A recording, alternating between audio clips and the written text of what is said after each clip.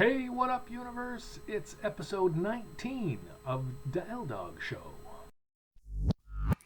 See the money won't stay for your meal, getting all the piece of pie for your wife. Everybody wanna know how it feels. Everybody wanna see what it's like.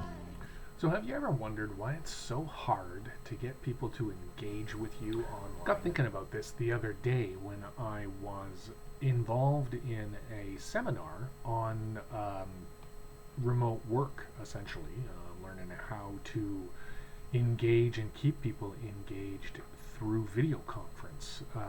It's kind of a new reality of the world we live in these days, where most business is being done either over the phone or through video conference or other remote work avenues, and it's a big issue for a lot of people and a lot of companies. How do we stay connected and engaged with one another when the only interaction we have is on a screen? And of course, it's not just video conference, it's through all of the other social media avenues as well. It's frustrating and disappointing and very damaging to our self-esteem when we post something through Facebook or Instagram or Twitter that we pour our heart and soul into, and it maybe gets 1 or 2 views, 1 like, and no comments, when then you see your friend post something else very similar to what you just posted, and the world takes it and it goes viral or something. So while I was on this training session last week, the presenter said something that really resonated with me, and I've been thinking about for the last few days. And he basically said it's kind of a good news, bad news story. He said the good news is that you are awesome and everybody loves you and you do great work. The bad news is nobody really cares, and they don't care because they don't have time. And what's happening in the world that we live in right now is that this crisis that we're all going through is exposing something under the surface that's been there for a really long time, and that's that we live in a world that is already very individualistic and socially isolated. And it's also exposing the economic inequalities that come with that. A few years ago I read the book Bowling Alone by Robert Putnam. Putnam is a political science professor at Harvard, and he wrote this book in 2000 after actually having written an essay a few years previous to it.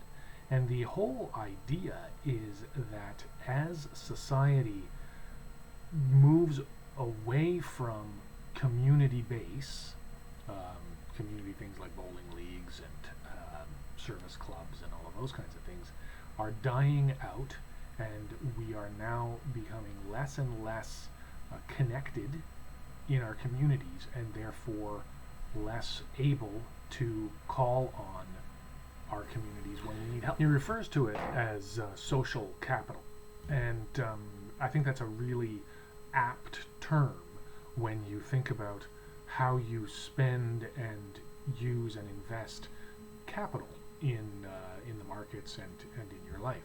If you don't have a social network, you have very little social capital that you can then trade on in times of need.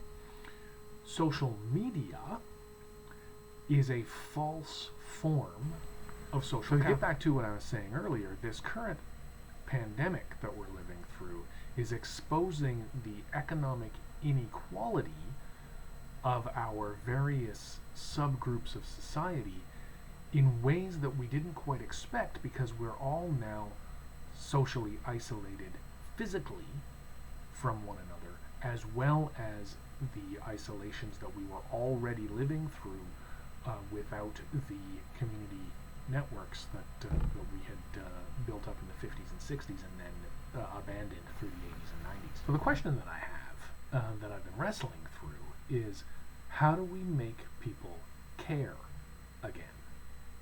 How do we make people care so that what we have to say is heard? And I'm not talking about going viral on social media. What I'm talking about is going deep with a small community of people. Now, we're living in a pandemic, so I can't get together with you. But what we can do is we can use the technology of the day.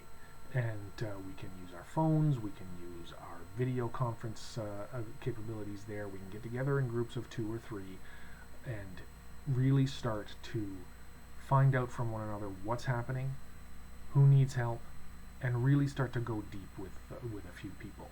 I think that one of the enduring effects of this pandemic is going to be a desire and an ability for people to reestablish those deep connections with small groups of people. And then when the dust settles, we'll have a whole new group of people that we know we can call on in times of crisis, in times of need, and to celebrate our victories. And that's really what the world needs right now. So go out and make community. But don't go out. Stay home. That's all I got for you today. See you soon.